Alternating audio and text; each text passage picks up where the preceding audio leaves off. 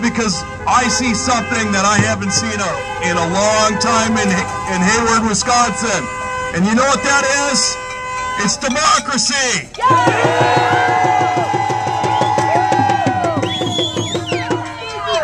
Tell me what democracy looks like. This is what democracy looks like. Tell me what democracy looks like. This is what democracy looks like. We are not going to stand for these cuts. We are not going to stand for what's in the budget repair bill.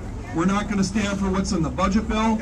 We are not going to stand with Scott Walker and say, you know what, these huge cuts to education, that's all fine and dandy. We're going to say no. We're going to say no to the cuts to Badger Care. We're going to say no to the cuts to senior care. We're going to say no to cuts across our state because it's going to hurt our communities. We're not going to stand for it.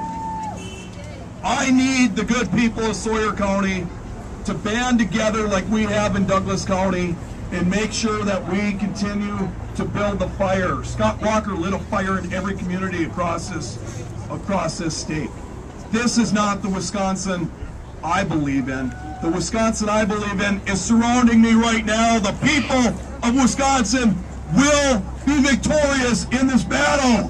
We continue to try to shut our voice out, whether it's shutting down public meetings, locking the public out of the state capitol, or shutting off the legislative process to push his agenda.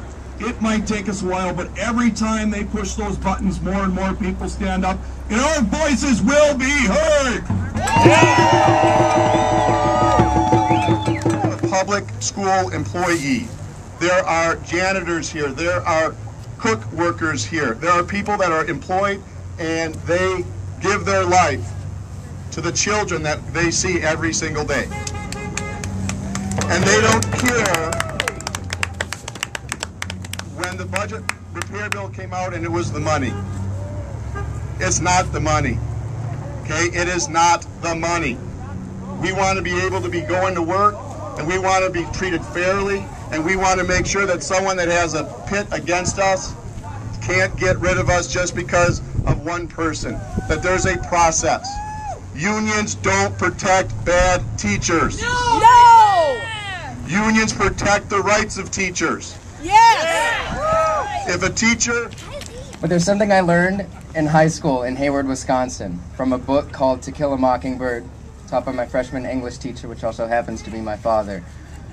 And that's that there's a certain stigma that can get placed on a person by speaking up for what's right in a small town.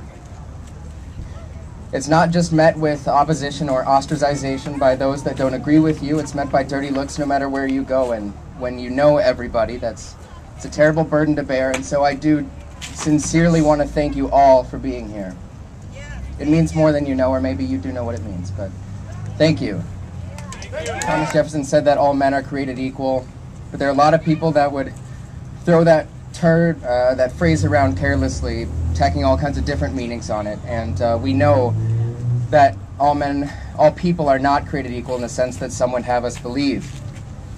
Some people are born with more money than others, and some people are born with more opportunity. Some people are just more intelligent than others, but there are a few ways in this country in which all people are created equal, and one of those is the public education system. It's a chance for people of any class, of any race, of any creed, to make something of themselves, to pull themselves up by their own bootstraps. And when you lay off 27 teachers in a town of just over 2,000 people, that quality of education plummets, and that's dead wrong.